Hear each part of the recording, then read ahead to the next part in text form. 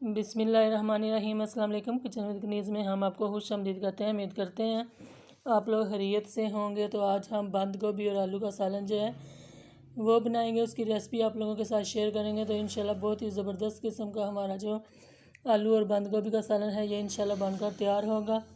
तो चलें रेसिपी बनाना हम स्टार्ट करते हैं, लेकिन आपने वीडियो को फुल वॉच करना है, कोई भी स्टेप आपने मिस नहीं करना, ताकि आपका भी आलू और गोभी का जो सालन है वो बहुत ही मज़े का बनकर तैयार हो। तो चलिए, सबसे पहले मैंने चूल्हे पर देगचे को रख लिया है और इसके अंदर हम आधा कप जो घी है ये शामिल कर लेते हैं और घी को अच्छा सा गर्म होने देंगे। जैसे ही घी अच्छा सा गर्म हो जाएगा तो हम इसके अंदर प्याज जो है ये कटी हुई प्याज इसके अंदर शामिल कर देंगे। ये प्याज मैंने दरमियाने ही साइज़ की एक ली थी, तो इसे भी हम शामिल कर देते हैं। रफली कटिंग आप कर लीजिएगा, इसकी कोई कटिंग वगैरह नहीं होती, जैसे चाहें आप कटिंग कर सकते हैं और अच्छे से इसे फ्राई कर सकते हैं।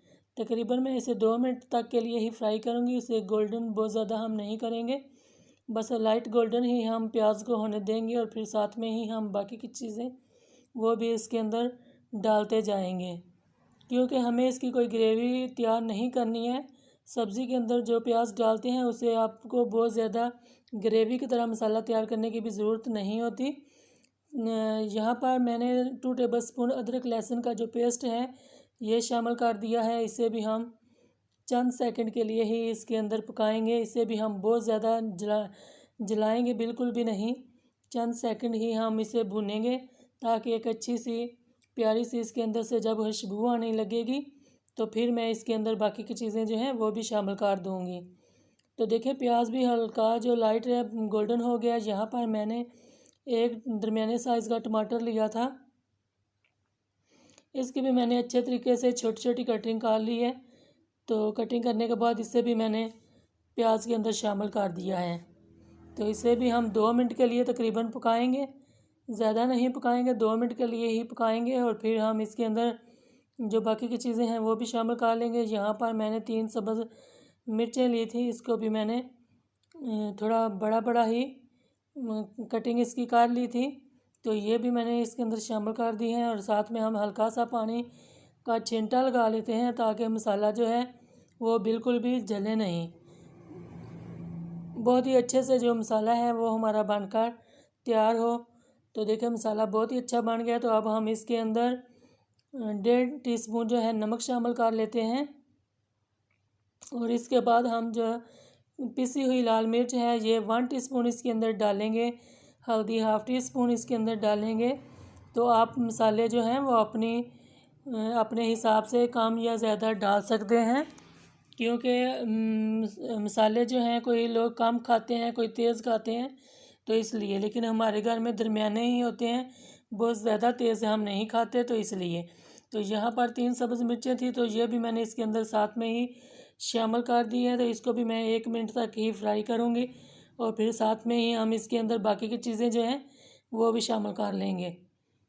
तो यहाँ पर आलू है, यह आलू जो है आधा किलो से थोड़े से ज़्यादा है, एक आलू या 2 आलू ज़्यादा होंगे।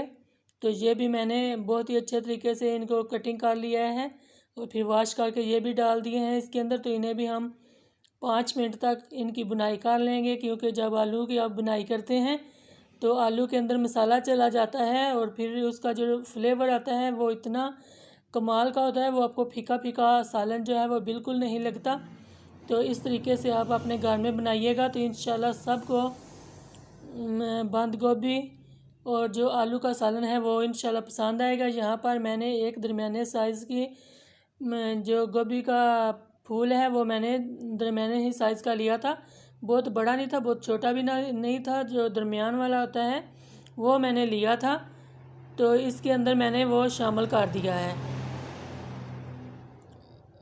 अच्छी सी इसकी कटिंग की है और कटिंग करने के बाद इसके अंदर मैंने शामिल कर दिया है और फिर बहुत ही अच्छे तरीके से हम इसे मिक्स कर देते हैं, ताकि ये बहुत ही अच्छा सा मसाला इसके अंदर मिक्स हो जाए। लेकिन यहाँ पर हमें इसके अंदर थोड़ा सा पानी भी डालना है, तो पानी मैंने 1/2 कप जो है वो इसके अंदर शामिल किया है। अब हम मसाले को अच्छे तरीके से आलू और गोभी में मिक्स करेंगे, ताकि ये सालन अच्छा सा बनकर तैयार हो। और अब ढक्कन देकर हम इतनी देर तक पकाएंगे कि आलू और गोभी अच्छा सा पक जाए, तकरीबन 8 से 10 मिनट लगेंगे। تو یہ بہت ہی زبردست بن جائے گا۔ یہاں پر ہم واپس آ چکے ہیں، تو دیکھیں پانی جتنا بھی میں نے ڈالا تھا یہ ختم ہو چکا ہے، اس کے اندر سے ڈرائی ہو چکا ہے۔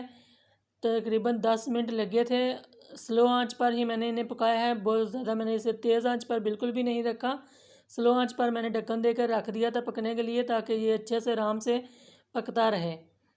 تو یہاں پر میں نے دھنیا جو ہے وہ بھی اس کے اندر ڈال دیا ہے، یہ بھی آپ اپنی مرضی کے حساب سے کم زیادہ ڈال سکتے ہیں۔ یہاں پر آپ دیکھ سکتے ہیں سبز دھنیا ڈالنے سے اس کے اندر سے جو خوشبو ہوتی ہے وہ کمال کی آتی ہے، اور ایک تو یہ سبزہ ہوتا ہے، تو یہاں جب ڈالتے ہیں تو اتنا یہ دیکھ کر ہی سکون ملتا ہے، تو اسے آپ ضرور کھایا کریں۔ یہاں پر گرم مسالہ 1 ٹی اسپون ڈالا ہے، 1 ٹی اسپون پسا ہوا خشک دھنیا پاؤڈر جو ہے یہ بھی میں نے اس کے اندر ڈال دیا ہے۔ ان سب مسالوں کو بھی ہم ڈال کر اچھے سے تھوڑی دیر بنائی کریں گے، تاکہ اچھی سی خوشبو جو ہے ان مسالوں کی بھی سالن کے اندر سے آئے۔ تو بہت ہی اچھے طریقے سے جب اس سب چیزوں کی بنائی آپ نے کر لینی ہے تو پھر انہیں ڈش آؤٹ کرنا ہے۔ تو مسالے جتنے بھی ہیں یہ آپ اپنی مرضی کے حساب سے کم زیادہ ڈال سکتے ہیں۔ تو یہاں پر میں اسے ایک بار پھر سے اچھے سے مکس کر لوں گی سالن کو، اور جیسے ہی اچھا سا یہ سالن ہمارا جو مکس ہو جائے گا، پانی وغیرہ بھی سب ڈرائی ہو چکا ہے، بہت اچھی سی بنائی ہو چکی ہے، تو اب میں اسے چولہے سے اتار لوں گی، اور اتارنے کے بعد ڈش آؤٹ کر لوں گی۔ تو دیکھیں ابھی میں ڈش آؤٹ کرتی ہوں اور پھر دکھاتی ہوں۔ بسم اللہ الرحمن الرحیم۔